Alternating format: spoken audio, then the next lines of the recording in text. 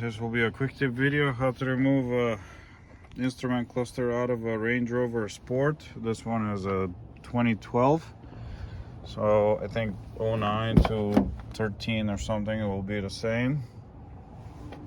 First thing, you have to remove this knee protector.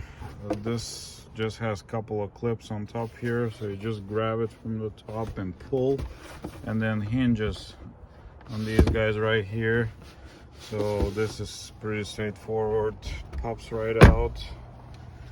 Then the next thing will be to pop this guy out of here. It sits about here. Oh, actually no, first it's the headlight switch, this one right here.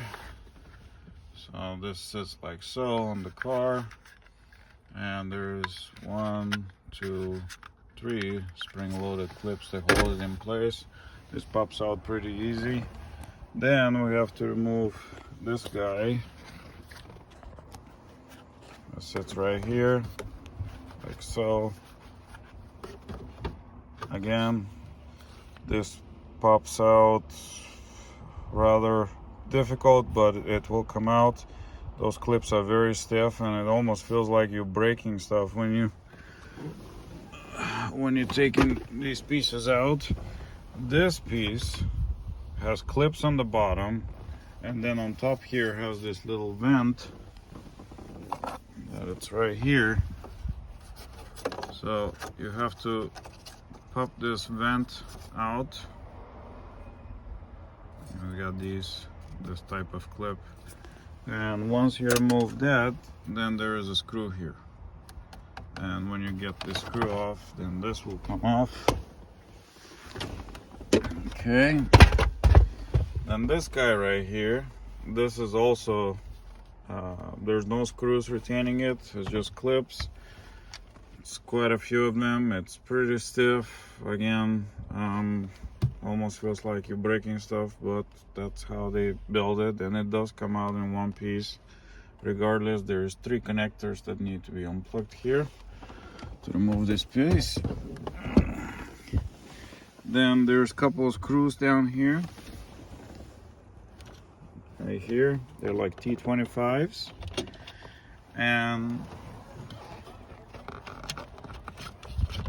this will come out this way. There is clips of a sort. There's clip here, and it gets in here, and this gets into one of the, like an ear in the instrument cluster itself. So anyway, this is enough. If you pull it out and enough like that, this is enough to get the instrument cluster out, and then push it down like that out of the way. This is the instrument cluster connector. It's only one connector that goes in the instrument cluster. Here's one screw and another screw on the bottom where it's holding it.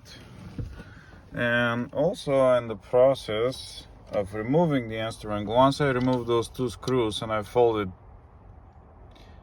so before I removed the 2 screws and the instrument cluster was in place, I removed 1, 2, 3 screws that hold this piece here, which just gives you that additional, when you remove this, it just gives you that additional room to get the instrument cluster out. Okay, looks like I missed a step here.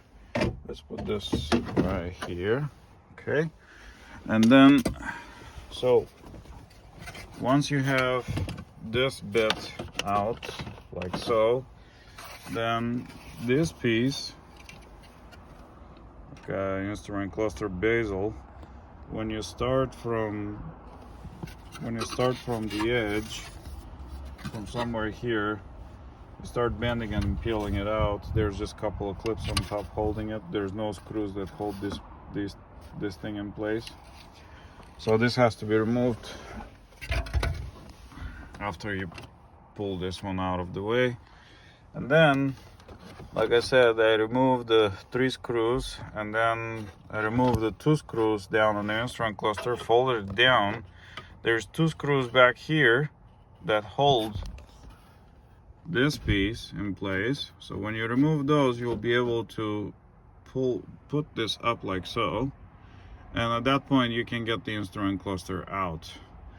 So since this is a parts car, I decided to remove this the rest of the way, but there is a screw. Just wait to focus. There is a screw on this side that goes right here in this hole that is covered by the instrument cluster when it's in place. So you have to remove the instrument cluster first and then get to that.